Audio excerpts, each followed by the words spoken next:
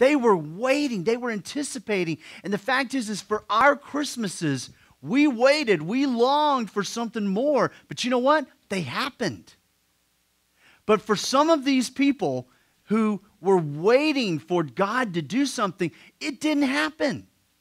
And it took a long time for something to happen. And maybe you knew this, and maybe you're new to church, and you didn't ever know this, or maybe you've kind of needed a refresher on this, but you need to understand in the Old Testament, the time back before Jesus was born, there were a godly group of people called a remnant, a small group of people, and they were constantly praying, constantly being faithful, constantly doing what God wanted them to do, constantly obeying the commands of the Old Testament, and they were looking forward. They were anticipating. They were waiting toward the time when Christmas would come. They looked forward to the time when they weren't looking for a Santa Claus to come. They were looking for a Messiah to come.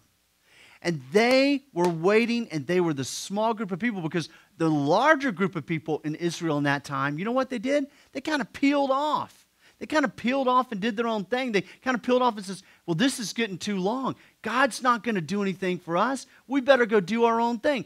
God, we've been waiting for too long. The fact is that must have been a fairy tale. That must have been just some story that was nice to tell to our kids. That must have been just something where maybe there was a God of Israel back then, but the God of Israel, He's finished with Israel. He's done, so we better just go live our lives. And you guys that are the faithful ones, you're being ridiculous. He's done. It's over. Don't you get it? And so the fact is there were a small group of people who remained faithful to the end. And I want to introduce you to a couple of these people. If you have a Bible, feel free to open it up to Luke chapter 1. We're going to look at the story of Zechariah and Elizabeth. Zechariah and Elizabeth were a faithful couple. Luke chapter 1. So if you're thumbing through your Bible, right? Matthew, Mark, Luke, third book of the New Testament. And at the very beginning of this story, we're going to look at how God is doing something new. Now, you say, why is this story so important to me? Well, let me tell you why. Because there are going to be times in your Christian life, and there for many of us have already been those times, and for some of you here today, you're in that now. There's going to be a time in your life, in your walk with God, or as you get to know God or explore Christianity, there's going to become a time when you're going to ask this question: why am I doing all this?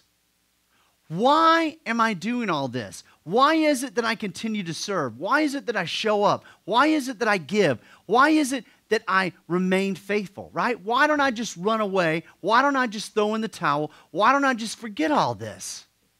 And there's going to become a time, there's going to be maybe a month or a year or a season of time where you start asking these questions. You say, you know what, is this stuff really true? Is this Bible stuff really true, or am I really just afraid of what will happen if I kind of throw in the towel with what my parents taught me? Right? Is this stuff really something that I need to give my life to? Is there something bigger than me really that I need to be living for? And you're going to have those questions. And those questions are going to be things like this. You're going to say this. You're going to ask these questions. You're going to say, is God really listening?